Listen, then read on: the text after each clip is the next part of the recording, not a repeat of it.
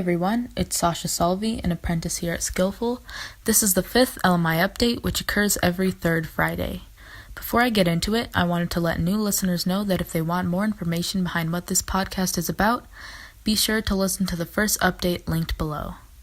In recent news, an article by the Washington Post took the time to analyze today's labor market and the rise of apprenticeships. 17 companies, including IBM, Ford, Canon, Sprint, and Postmates, have committed to expanding apprenticeships to thousands of workers across 20 states to help fill a shortage of trained tech talent. The IBM chief executive has come out to unveil a widespread industry effort to expand apprenticeships, training workers in digital skills such as cybersecurity or software engineering, in an effort to prepare them for careers at technology companies.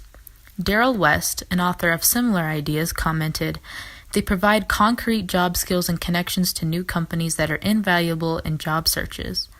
Businesses know that they are getting well-trained and reliable employees through these programs." A different article published by the Harvard Business Review reported on the topic of higher education. The article describes the actual relevance of higher education as today's labor market has turned to finding job candidates in areas other than those associated with degrees. Here's a quote from the author. "When employers attach value to university qualifications, it's often because they see them as a reliable indicator of a candidate's intellectual competence.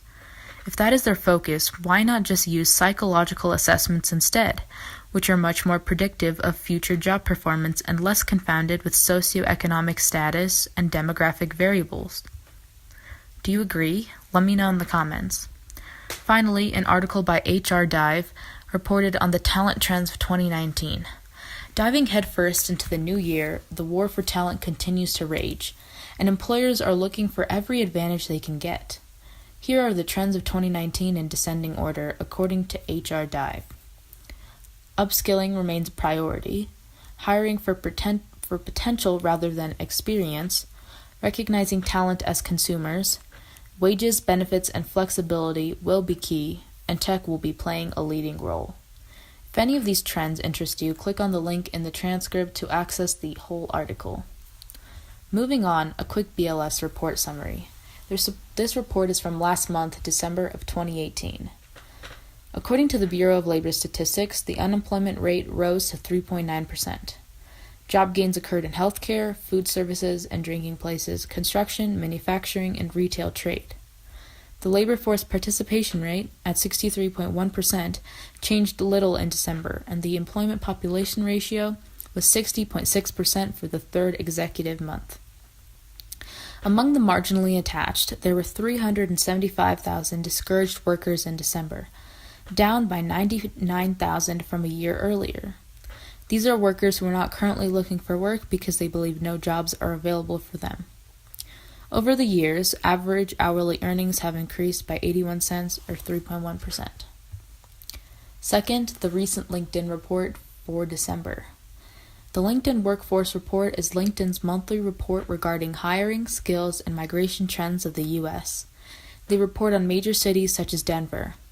The top skills in surplus in Denver, according to LinkedIn, are procurement, real estate, negotiation, management accounting, property management, personal coaching, educational administration, wellness, interior design, and product development. Meanwhile, the top skill shortages are oral communication, business management, leadership, digital literacy, people management, social media, time management, development tools, public policy, and data storage technologies. Hiring was 1% higher in December 2018 than in December 2017. Seasonally adjusted hiring, which removes predictable seasonal hiring variations, was 3.2% lower in December than November. U.S. hiring has moderated since the summer, with declines in November and December. Across all industries, national gross hiring in the U.S. was 4.1% higher than in December 2017, but seasonally adjusted national hiring was 0.7% lower in December from November 2018. So two interesting trends have come up in LinkedIn's December report regarding migration and skills. Apparently, coastal workers are flocking to Texas, as Austin continues to draw the most workers and has the biggest year-over-year increase in hiring rate of all cities. This surge in workers has coincided with the city's strong economic growth, and most new arrivals are largely coming from coastal cities like San Francisco and New York City. Switching gears in terms of skills, business management skills such as strategy, vendor management, and change management are becoming relatively more important in traditional finance hubs such as New York, Chicago, Boston, and Philadelphia. At the same time, finance-related skills have become relatively less important in these regions over the same time period. Pretty interesting. So moving on from LinkedIn, MZ is one of the many labor market tools that we use to assess the economic development and labor workforce landscape of Colorado. Here's my research on Larimer County as it compares to Adams County regarding data around the region and job postings within the last year. So in Larimer, there are about 350,000 people, and the population is projected to grow by about 22,000 over the next 5 years. Within the 200,000 people in the labor force, about 5,000 are unemployed. Concerning educational attainment, 28.1% of Larimer residents possess a bachelor's degree. In comparison, 49.8% of the population in Larimer has an associate's degree or less. Looking at retirement, about 95,000 people are expected to retire soon in Larimer, and about 86,000 millennials live in the area. So according to job postings in Larimer in 2018, there were about 7,800 graduates, and this pipeline has grown by 5% over the last 5 years. Within the past year in Larimer, there were 63,000 unique job postings. And the top hard skills within these job postings were nursing, selling techniques, merchandising, restaurant operation, home care, accounting, basic life support, warehousing, customer satisfaction, and caring for people with dementia. The top skills within these postings in comparison were management, sales, customer service, communications, operations, leadership, innovation, problem solving, written communication, and research. Switching gears, Adams County has a slightly different regional landscape. There are about 500,000 people, and the population is projected to grow by 30,000 over the next 5 years. About 260,000 employed people are in the labor workforce, of which about 8,000 are unemployed.